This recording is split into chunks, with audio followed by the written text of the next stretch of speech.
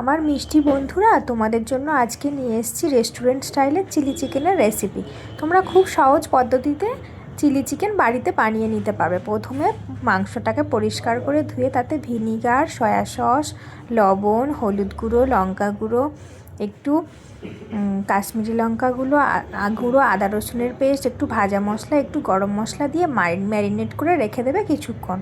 তারপর কিছুক্ষণ পর তোমরা একটা ক্যাপসিকাম একটু কিউব কিউব করে কেটে নেবে, আর দুটো পেঁয়াজ কিউব কিউব করে সাইজ করে কেটে নেবে, আর কাঁচা লঙ্কা দুটো কেটে নেবে। তারপর সেই ম্যারিনেশন চিকেনের ওপর একটা ডিম ফাটিয়ে দিয়ে কর্নফ্লাওয়ার দিয়ে আর একটু লবণ দিয়ে ভালো করে মাখিয়ে নিয়ে গরম তেলে পকোড়ার মতো ফ্রাই করে নেবে। একটা একটা করে দিয়ে প্রথমে মিডিয়াম টু হাই ফ্লেমে একটু পকোড়াগুলো হালকা কালার আসা পর্যন্ত ফ্রাই করে নেবে। ফ্রাই করে নিয়ে তারপর একটু আদা রসুন কেউ কুচিয়েও নিতে পারো, কেউ একটু থেঁতেও নিতে পারো, আবার কেউ একটু ছোট ছোট করে কিউব করে কেটেও নিতে পারো। এই তো আমি সব কিছু কেটে গুছিয়ে নিয়েছি, টমেটো, পেঁয়াজ, আদা রসুন, ক্যাপসিকাম। তারপর চিকেনগুলো তুলে রেখে একটা পাত্রের মধ্যে একটু টমেটো সস, একটু সয়া সস আর একটি গ্রিন চিলি সস তিনটে মিশিয়ে রেখে দিয়েছি। তারপর কড়াইতে তেল দিয়ে প্রথমে আদা রসুন কুচিটা দিয়ে দেবো, দিয়ে হালকা লাল হয়ে গেলে তার উপর দিয়ে দেবো কিউব করে কাটা পেঁয়াজ, আর তাতে ক্যাপসিকাম কিউব করে কাটা, আর একটু দেবো কাঁচা লঙ্কা কুচি দিয়ে ভালো করে নাড়বো। নেড়ে নেড়ে একটু ক্রাঞ্চি ভাব থাকবে, তার উপর দিয়ে দেবো একটু টমেটো কুচি।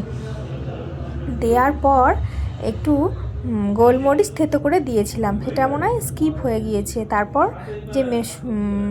তারপর যে ওই সসের মিশ্রণটা করে রেখেছিলাম ওটাই ঢেলে দিলাম, দিয়ে ভালো করে নেড়ে চেড়ে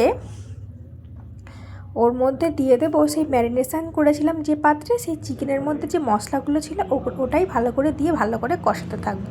তারপর একটু মশলাটা কষে গেলে ওর ওপর দেবো কাশ্মীরি লঙ্কার গুঁড়ো আর একটু লাল লঙ্কার গুঁড়ো, তারপর একটু লবণ আর একটু চিনি দিয়ে মশলাটা ভালো করে কষিয়ে নিয়ে কর্নফ্লাওয়ার একটু জলে গুলে রেখে দেবো, যাতে গ্রেভিটা একটু থকথকে ভাব হয়। এবারে তারপর সেই মশলা কষানোর ওপর ভাজা চিকেনের টুকরোগুলো দিয়ে আর একটু বেশ কিছুক্ষণ কষিয়ে তারপর কর্নফ্লাওয়ারগুলো জল দিয়ে আর কিছুক্ষণ আর একটু কম করে জল দিয়ে ভালো করে কষিয়ে নিয়ে হালকা সয়া সস ওর ওপর থেকে দিয়ে দেবো, যাতে কালারটা আর একটু ভালো আসে। তারপর এই তো প্রায় আমাদের চিলি চিকেন রেডি হয়ে এসছে।